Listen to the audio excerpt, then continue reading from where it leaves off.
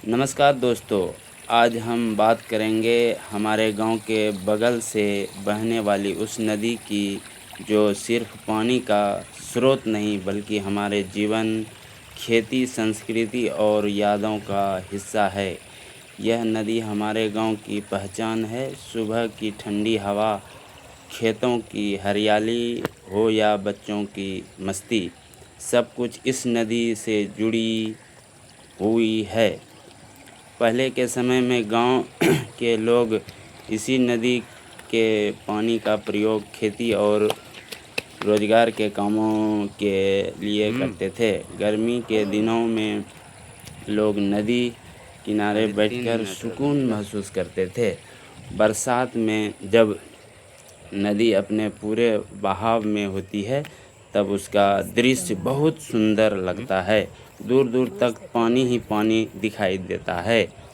यह नदी किसानों के लिए किसी वरदान से कम नहीं है। खेती की सिंचाई इसी नदी के पानी से होती है। धान, गेहूँ, मक्का और दूसरी फसलें अच्छी होती है क्योंकि नदी मिट्टी को उपजाऊ बनाती है। गांव का अर्थव्यवस्था में भी उसका बड़ा योगदान है। नदी सिर्फ खेती के लिए ही नहीं बल्कि गांव की संस्कृति का भी हिस्सा है। छठ पूजा, मकर संक्रांति और कई धार्मिक कार्यक्रम नदी किनारे ही मनाए जाते हैं।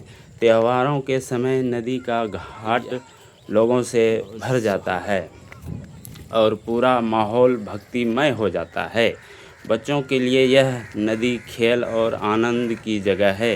कई लोग यहाँ मछली पकड़ते हैं, नाव चलाते हैं और शाम के समय घूमने आते हैं। पक्षियों की आवाज़ और बहते पानी की धुन मन को शांति कर देती है। लेकिन आज के समय में नदियों को बचाना बहुत ही ज़रूरी हो गया है।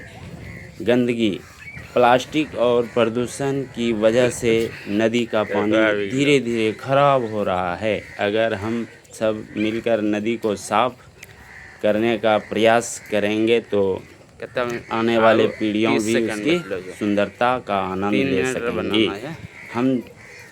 हमें चाहिए कि नदी में कचरा ना फेंकें, पेड़ लगाएं और लोगों को जागरूक करें। नदी हमारे धरोहर है और इसे बचाना हम सबकी जिम्मेदारी है। अंत में बस इतना ही कहना चाहेंगे कि हमारे गांव की यह नदी सिर्फ एक जलधारा नहीं बल्कि हमारी